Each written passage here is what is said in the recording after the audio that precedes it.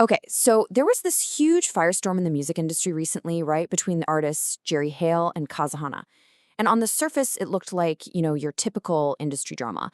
But if you dig just a little bit deeper, you realize it was actually a full-blown clash of philosophies, a battle between two totally different ways of looking at the world, and an artist's role in it. And this, right here, is the key that unlocks the whole thing.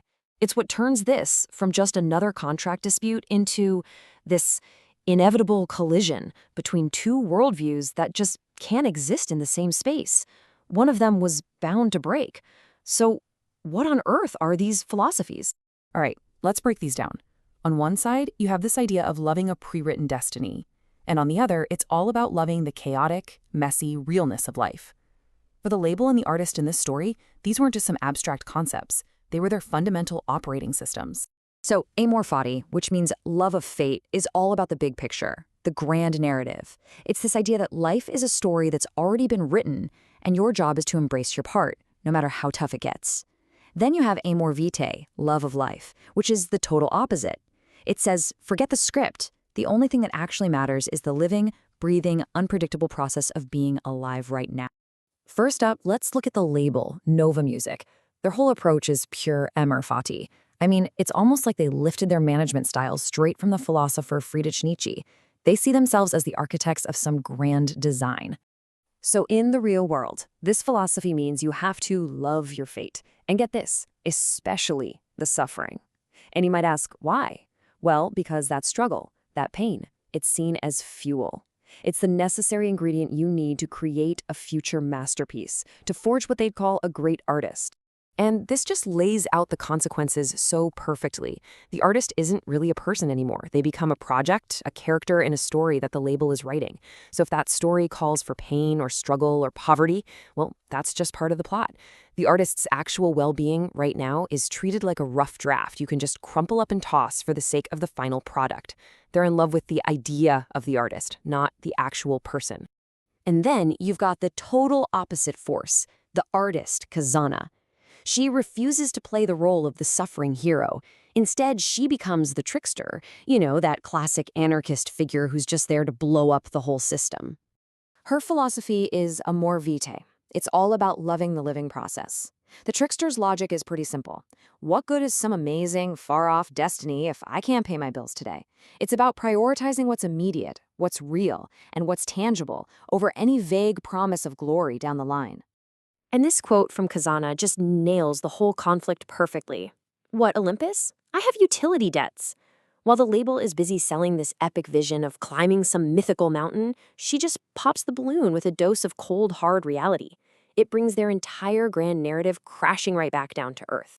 Now, here's the really crucial part. It's how the trickster fights back. It's not with sadness or begging. It's with laughter and exposure. The main weapon here is what you'd call desacralization. It's about stripping the powerful of their mystique, pulling back the curtain to show everyone that the all-powerful wizard is just a regular person with a calculator.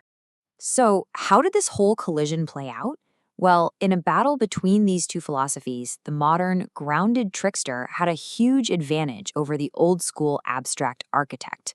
The outcome, you could almost say, was written in the stars. Here was her playbook. Step 1, she exposed the mystique. She showed that behind all the fancy talk of art and destiny, it was really just about the bottom line. Step 2, she deconstructed their narrative by openly mocking their great scenario with a video, turning their sacred document into a complete joke. And step 3, and this is so important, she just went around them, using platforms like TikTok to talk directly to her audience, which basically made the label irrelevant. At the end of the day, the label's philosophy just had a fatal flaw. This whole way of thinking, loving the idea of something more than the real thing, treating a person's life like it's a disposable rough draft, it just can't survive in an age that prizes authenticity over everything else. So, you might be wondering, why does any of this matter beyond these two people? Well, because this conflict wasn't just some personal fight. It's a signal of a massive, fundamental shift in the entire music industry. We're talking about a whole new paradigm. And let's be super clear here. This is not an exaggeration. This whole event marks the definitive end of an era. The old way of doing things, that top-down, gatekeeper model of building artists, it's officially dead. I mean, just look at how the entire power dynamic has flipped. An artist isn't a character in a script anymore. They're a creator who speaks directly to their audience. The label is no longer this all-powerful gatekeeper. They're either a partner or they're completely unnecessary. And the thing that matters most, the real currency, isn't some promise of a future hit. It's the trust and authenticity an artist builds with their fans, right here, right now. So it all boils down to this. Trying to use these old-school 2000s-era tactics of intimidation and legal threats against an artist who has a direct line to millions of people on TikTok, it's not just a bad strategy, it's reputational suicide. You just can't control the narrative anymore when you don't even own the platform. Which brings us to one last really fascinating question to think about.